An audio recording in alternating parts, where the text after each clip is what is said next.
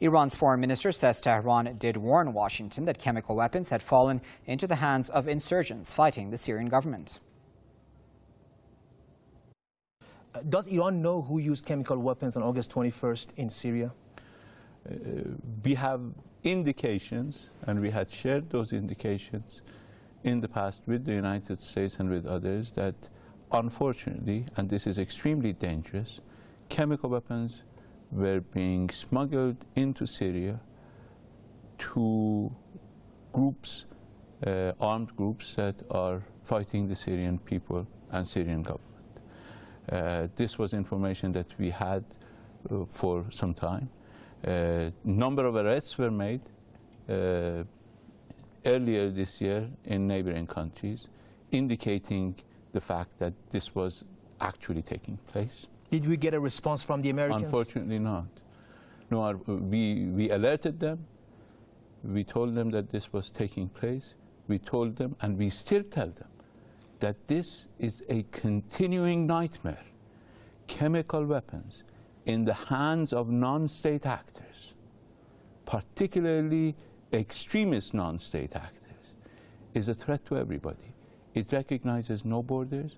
It will become a menace for the entire region, and those who help these groups have access to chemical weapons will need to address the question how they're going to deal with that.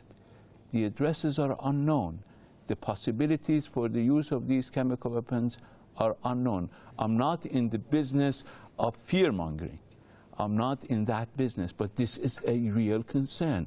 We need to be able to address this issue and to find a way. Now, we are very happy that the Syrians are dealing with some sort of an international arrangement to deal with their chemical weapons. But it is important also at the same time to deal with the weapons that are in the hands of extremists in roadside bombs. Zarif told Press TV in an exclusive interview that the Syrian crisis needs to be resolved diplomatically. He said the use of force against Syria would result in a catastrophe for not only the entire region, but also the United States itself. Zarif also said Washington must realize that the era of threatening others with force is over. Elsewhere in his remarks, the top Iranian diplomat said the U.S. needs to abandon its policy of intimidation and pressure against Iran over its nuclear energy program. He said Tehran is after a win-win deal in nuclear talks. Win-win would be an Iranian nuclear program which is transparent, under international monitoring, within the framework of international legality, that is the IAEA safeguards mechanisms, the NPT regulations to which Iran is a member. And that's a win-win situation. Iran will have its rights, sanctions will be removed, and the rest of the international community can rest assured that Iran's nuclear program is exclusively peaceful. Zarif further said Iran's efforts to promote transparency over its nuclear energy activities are meant to ensure that its ambitions are peaceful. To discuss that a bit further, we're now joined by Mr. William Jones, who is with the Executive Intelligence Review, and he's joining us live now from Washington. Mr. Jones, thanks a lot for joining us. And I wanted to start off with Syria and Iran's warning about, such weapons being smuggled into that country. How do you react to that? Well, I think it's absolutely plausible that this may have been the case. Who used the chemical weapons? If the chemical weapons obviously were used, we don't know yet. Could very well have been the terrorists. I think the warnings, however, were ignored because the United States was really intent on going to war against Bashar al-Assad. And so they didn't want to listen to these warnings, didn't want to investigate these warnings.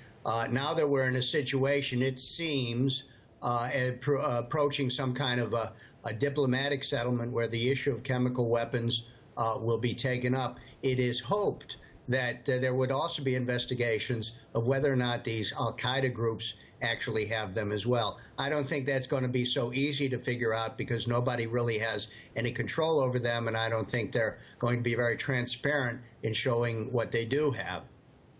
I also wanted to ask you about, the foreign minister, the Iranian foreign minister mentioned a win-win deal vis-a-vis the Iranian nuclear energy program. How do you assess that? I think he's absolutely correct. Iran, the Atoms for Peace program, which was developed after the war, assured, together with the attempt to control nuclear weapons, it also assured the full use of peaceful uses of nuclear power. And as far as we can see, this is what Iran's program is aimed at. They should not be deprived of that. There are treaties which guarantee that, and Iran is, as the minister indicated, a signatory of those treaties. There should not be any problem whatsoever that if those treaties are adhered to and the appropriate inspections called for by the treaties are conducted, that there shouldn't be any reason why there shouldn't be a diplomatic solution in which Iran becomes a part of a peaceful Middle East in which nobody is being threatened by the United States or by anybody else. Okay, we'll leave it there for now, but of course we do appreciate your insight. That was William Jones speaking to us live from Washington.